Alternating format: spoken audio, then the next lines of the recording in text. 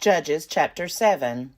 Then Jerubbaal, that is Gideon, and all the troops that were with him rose early and encamped beside the spring of Harod, and the camp of Midian was north of them, below the hill of Moreh in the valley. The Lord said to Gideon, "The troops with you are too many for me to give the Midianites into their hand. Israel would only take the credit away from me, saying, 'My own hand has delivered me.' Now, therefore, proclaim this in the hearing of the troops. Whoever is fearful and trembling, let him return home."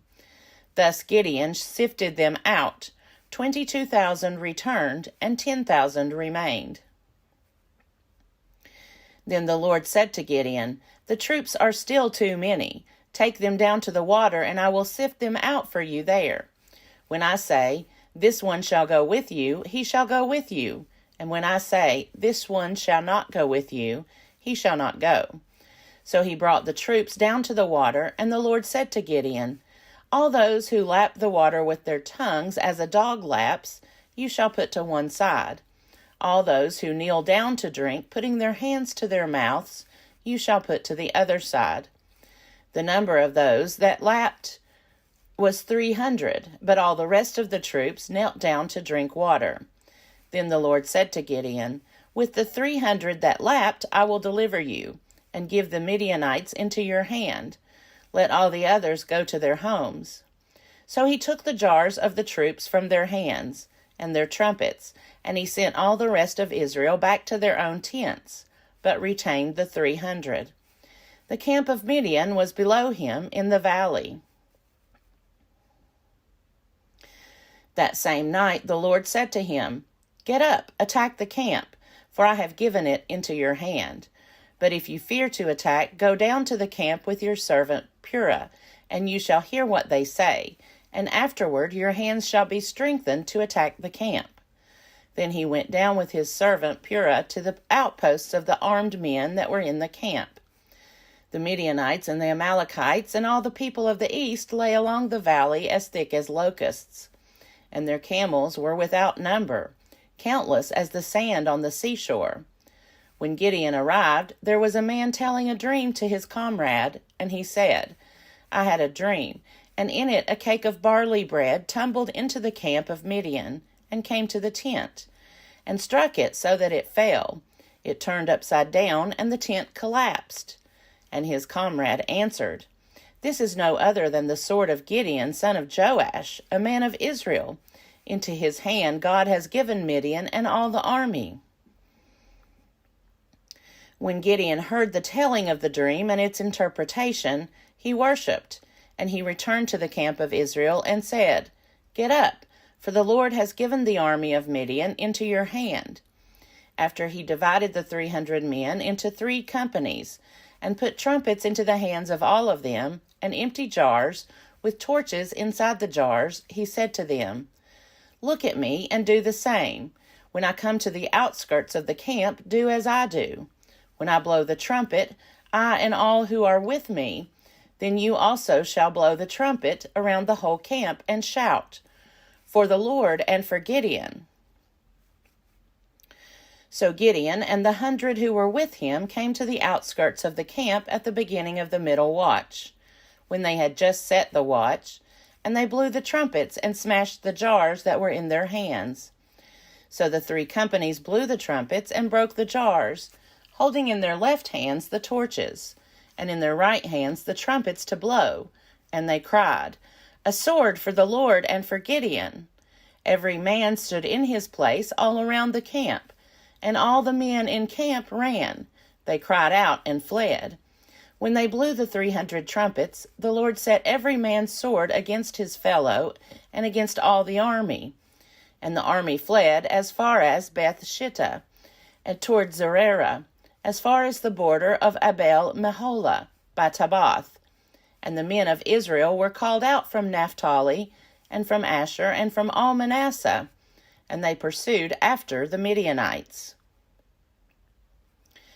Then Gideon sent messengers throughout the hill country of Ephraim, saying, "Come down against the Midianites, and seize the waters against them, as far as Beth-barah, and also the Jordan.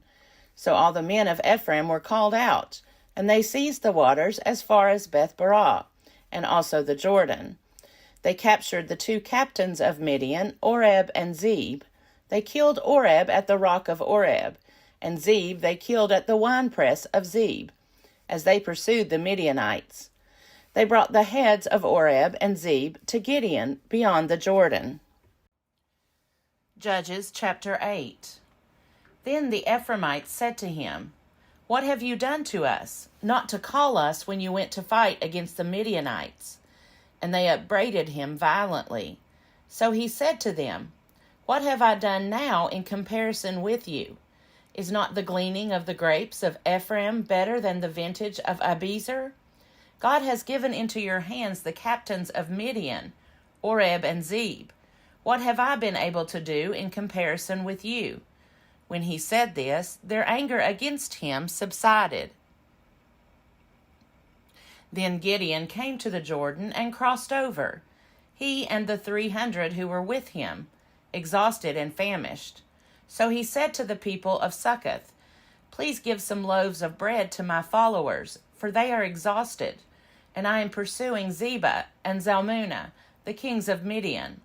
But the officials of Succoth said, "Do you already have in your possession the hands of Zebah and Zalmunna, that we should give bread to your army?"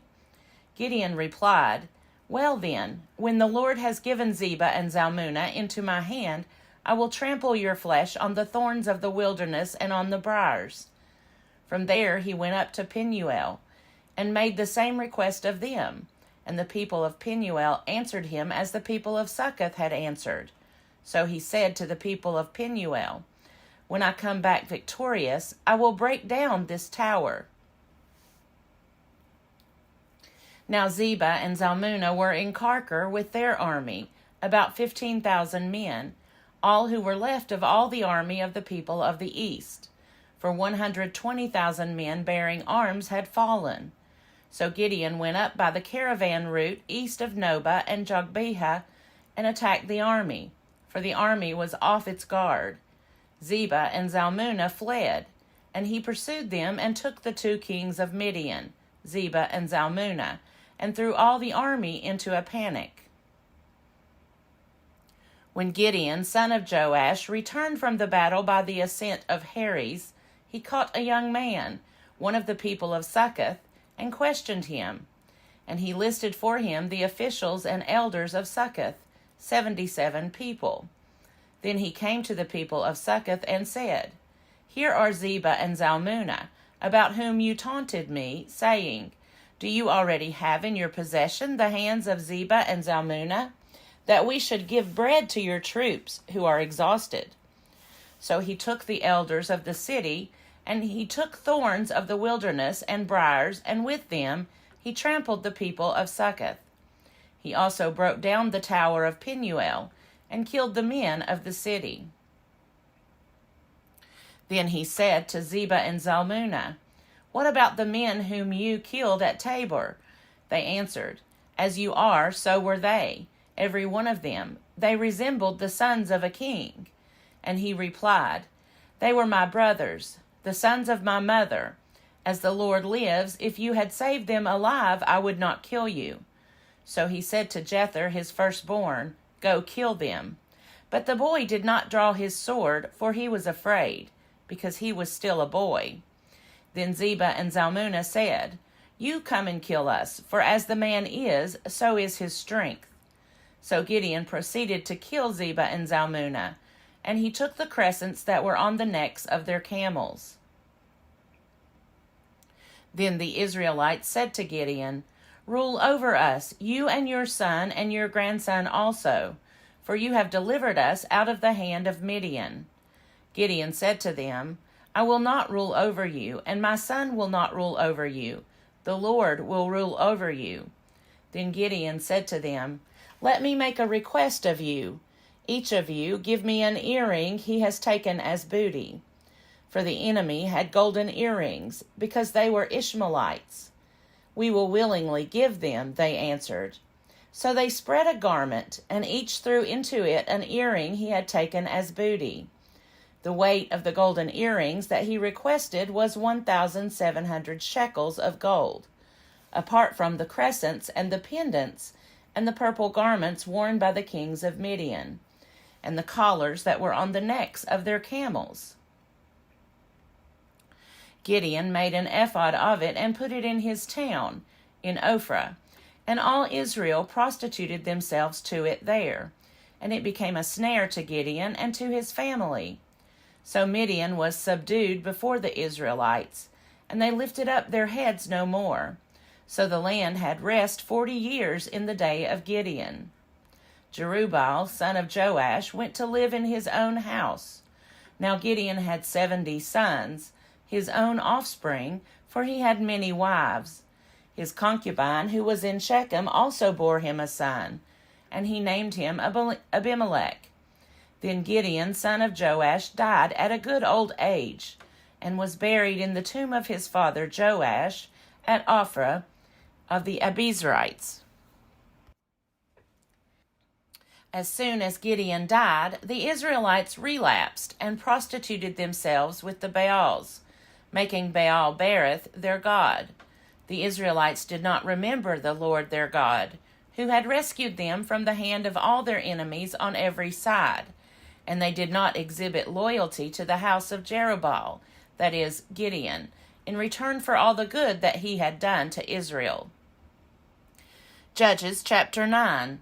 Now Abimelech, son of Jerubbaal, went to Shechem to his mother's kinsfolk, and said to them and to the whole clan of his mother's family, Say in the hearing of all the lords of Shechem, which is better for you, that all 70 of the sons of Jerubbaal rule over you, or that one rule over you?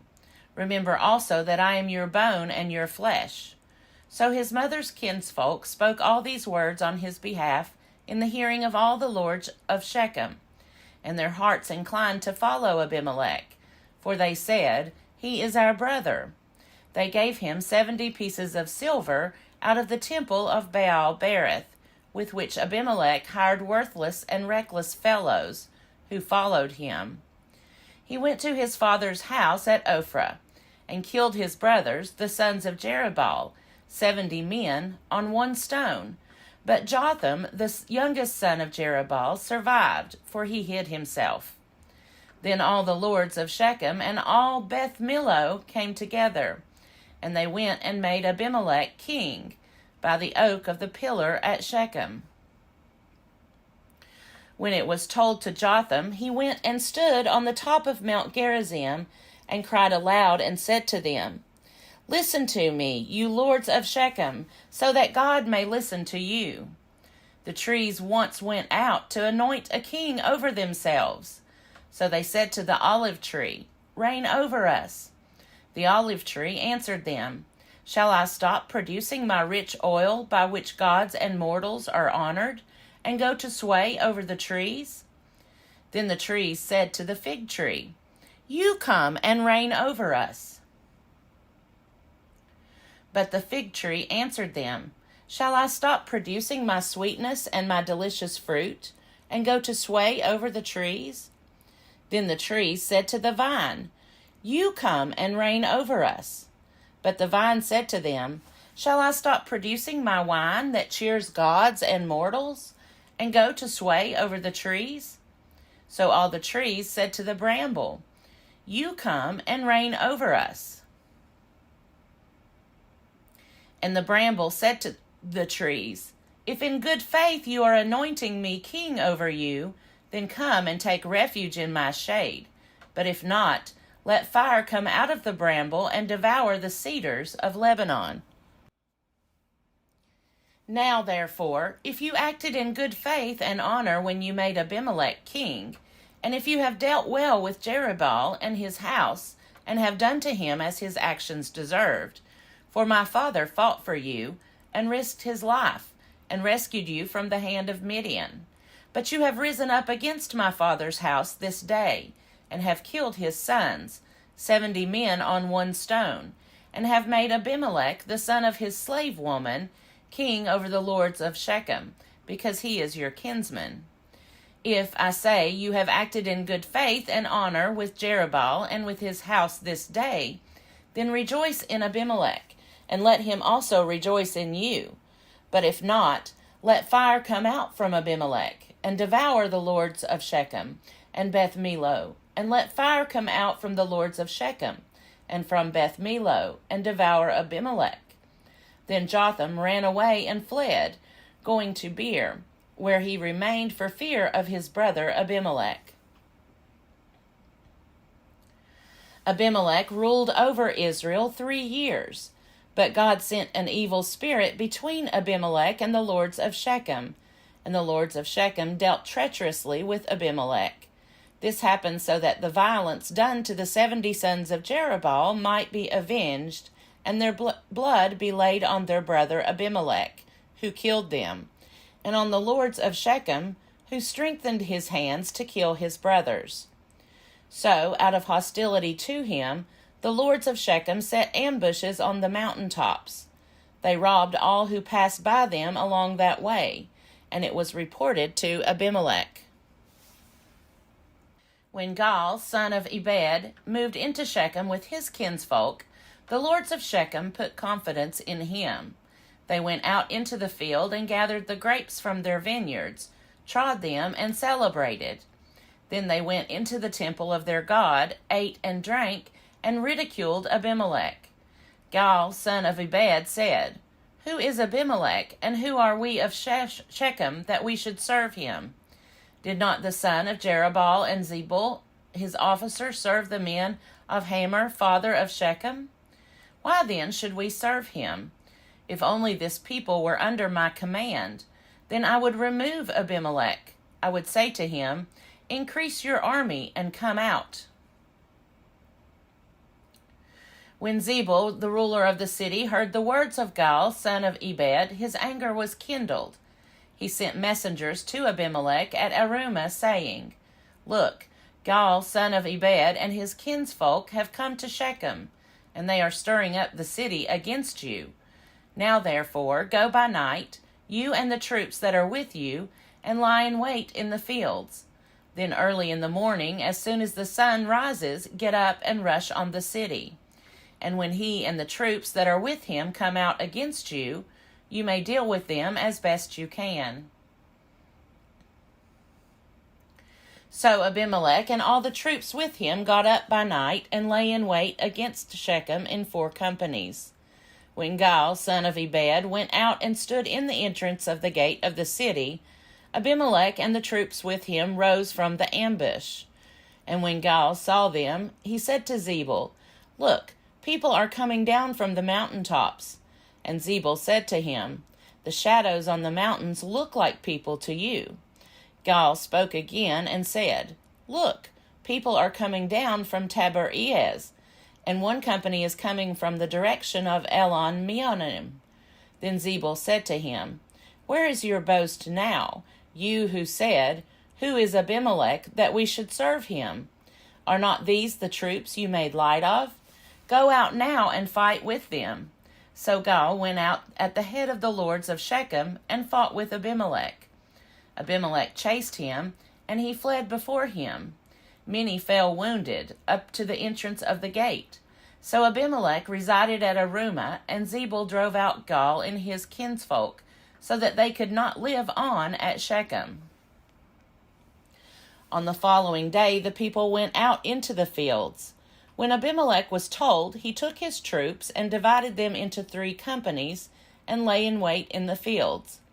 When he looked and saw the people coming out of the city, he rose against them and killed them. Abimelech and the company that was with him rushed forward and stood at the entrance of the gate of the city, while the 2 companies rushed on all who were in the fields and killed them. Abimelech fought against the city all that day. He took the city and killed the people that were in it, and he razed the city and sowed it with salt. When all the lords of the tower of Shechem heard of it, they entered the stronghold of the temple of El-Berith. Abimelech was told that all the lords of the tower of Shechem were gathered together. So Abimelech went up to Mount Zalmon, he and all the troops that were with him. Abimelech took an axe in his hand, cut down a bundle of brushwood, and took it up and laid it on his shoulder. Then he said to the troops with him, "What you have seen me do, do quickly as I have done." So every one of the troops cut down a bundle, and following Abimelech, put it against the stronghold. And they set the stronghold on fire over them, so that all the people of the tower of Shechem also died, about 1,000 men and women. Then Abimelech went to Thebez, and encamped against Thebez, and took it. But there was a strong tower within the city, and all the men and women and all the lords of the city fled to it, and shut themselves in, and they went to the roof of the tower. Abimelech came to the tower, and fought against it, and came near to the entrance of the tower to burn it with fire. But a certain woman threw an upper millstone on Abimelech's head, and crushed his skull. Immediately he called to the young man who carried his armor, and said to him, "Draw your sword and kill me, so people will not say about me, 'A woman killed him.'" So the young man thrust him through, and he died. When the Israelites saw that Abimelech was dead, they all went home. Thus God repaid Abimelech for the crime he committed against his father in killing his 70 brothers. And God also made all the wickedness of the people of Shechem fall back on their heads. And on them came the curse of Jotham, son of Jerubbaal. Judges chapter 10. After Abimelech, Tola, son of Puah, son of Dodo, a man of Issachar, who lived at Shamir in the hill country of Ephraim, rose to deliver Israel. He judged Israel 23 years. Then he died, and was buried at Shamir. After him came Jair the Gileadite, who judged Israel 22 years. He had 30 sons, who rode on 30 donkeys, and they had 30 towns, which are in the land of Gilead, and are called Havoth Jair to this day. Jair died and was buried in Canaan. The Israelites again did what was evil in the sight of the Lord, worshipping the Baals and the Astartes, the gods of Aram, the gods of Sidon, the gods of Moab, the gods of the Ammonites, and the gods of the Philistines. Thus they abandoned the Lord, and did not worship him. So the anger of the Lord was kindled against Israel, and he sold them into the hand of the Philistines, and into the hand of the Ammonites. And they crushed and oppressed the Israelites that year. For 18 years they oppressed all the Israelites that were beyond the Jordan in the land of the Amorites, which is in Gilead. The Ammonites also crossed the Jordan to fight against Judah and against Benjamin and against the house of Ephraim, so that Israel was greatly distressed. So the Israelites cried to the Lord, saying, "We have sinned against you, because we have abandoned our God, and have worshipped the Baals." And the Lord said to the Israelites, "Did I not deliver you from the Egyptians, and from the Amorites, and from the Ammonites, and from the Philistines? The Sidonians also, and the Amalekites, and the Maonites oppressed you, and you cried to me, and I delivered you out of their hand. Yet you have abandoned me, and worshipped other gods. Therefore I will deliver you no more. Go and cry to the gods whom you have chosen. Let them deliver you in the time of your distress." And the Israelites said to the Lord, "We have sinned. Do to us whatever seems good to you, but deliver us this day." So they put away the foreign gods from among them, and worshipped the Lord, and he could no longer bear to see Israel suffer. Then the Ammonites were called to arms, and they encamped in Gilead.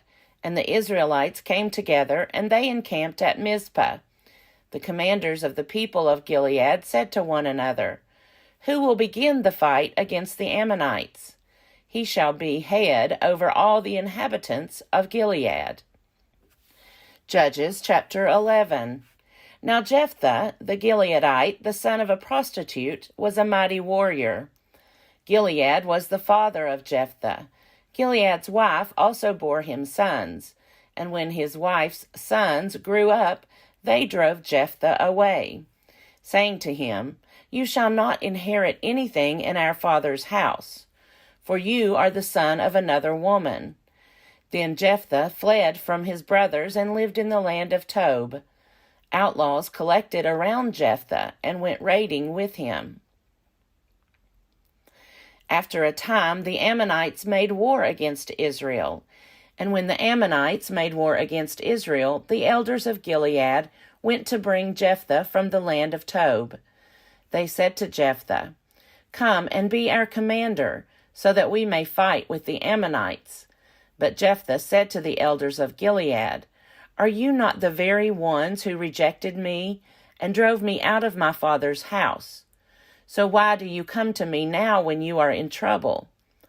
The elders of Gilead said to Jephthah, "Nevertheless, we have now turned back to you, so that you may go with us and fight with the Ammonites, and become head over us, over all the inhabitants of Gilead." Jephthah said to the elders of Gilead, "If you bring me home again to fight with the Ammonites, and the Lord gives them over to me, I will be your head." And the elders of Gilead said to Jephthah, "The Lord will be witness between us. We will surely do as you say." So Jephthah went with the elders of Gilead, and the people made him head and commander over them. And Jephthah spoke all his words before the Lord at Mizpah. Then Jephthah sent messengers to the king of the Ammonites and said, "What is there between you and me, that you have come to me to fight against my land?" The king of the Ammonites answered the messengers of Jephthah, "Because Israel, on coming from Egypt, took away my land from the Arnon to the Jabbok and to the Jordan. Now therefore restore it peaceably." Once again Jephthah sent messengers to the king of the Ammonites and said to him, "Thus says Jephthah, Israel did not take away the land of Moab or the land of the Ammonites, but when they came up from Egypt, Israel went through the wilderness to the Red Sea and came to Kadesh. Israel then sent messengers to the king of Edom, saying, 'Let us pass through your land.' But the king of Edom would not listen. They also sent to the king of Moab, but he would not consent. So Israel remained at Kadesh. Then they journeyed through the wilderness, went around the land of Edom and the land of Moab, arrived on the east side of the land of Moab, and camped on the other side of the Arnon. They did not enter the territory of Moab, for the Arnon was the boundary of Moab. Israel then sent messengers to King Sihon of the Amorites, king of Heshbon, and Israel said to him, "Let us pass through your land to our country." But Sihon did not trust Israel to pass through his territory. So Sihon gathered all his people together and encamped at Jahaz and fought with Israel. Then the Lord, the God of Israel, gave Sihon and all his people into the hand of Israel, and they defeated them. So Israel occupied all the land of the Amorites, who inhabited that country. They occupied all the territory of the Amorites, from the Arnon to the Jabbok, and from the wilderness to the Jordan. So now the Lord, the God of Israel, has conquered the Amorites for the benefit of his people Israel. Do you intend to take their place? Should you not possess what your god Chemosh gives you to possess? And should we not be the ones to possess everything that the Lord our God has conquered for our benefit? Now are you any better than King Balak, son of Zippor of Moab? Did he ever enter into conflict with Israel, or did he ever go to war with them? While Israel lived in Heshbon and its villages, and in Aroer and its villages, and in all the towns that are along the Arnon, 300 years. Why did you not recover them within that time?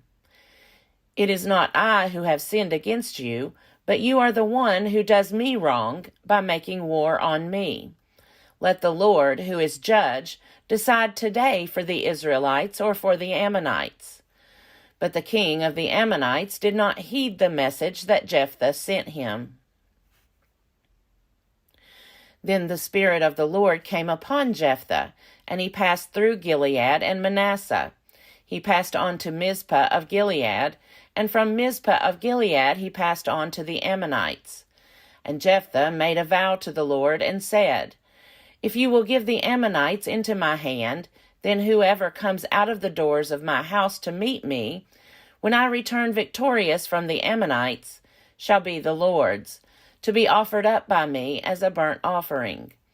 So Jephthah crossed over to the Ammonites to fight against them, and the Lord gave them into his hand. He inflicted a massive defeat on them from Aroer to the neighborhood of Minnith, 20 towns, and as far as Abel-kerimim. So the Ammonites were subdued before the people of Israel. Then Jephthah came to his home at Mizpah, and there was his daughter coming out to meet him with timbrels and with dancing. She was his only child. He had no son or daughter except her.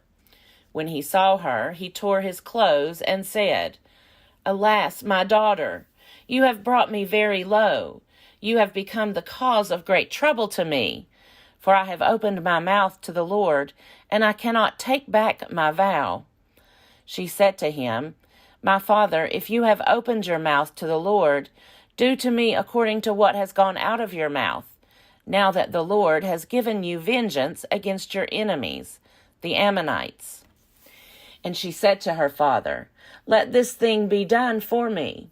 Grant me 2 months, so that I may go and wander on the mountains, and bewail my virginity, my companions and I. Go, he said, and sent her away for 2 months. So she departed, she and her companions, and bewailed her virginity on the mountains. At the end of 2 months, she returned to her father, who did with her according to the vow he had made. She had never slept with a man. So there arose an Israelite custom that for 4 days every year the daughters of Israel would go out to lament the daughter of Jephthah the Gileadite.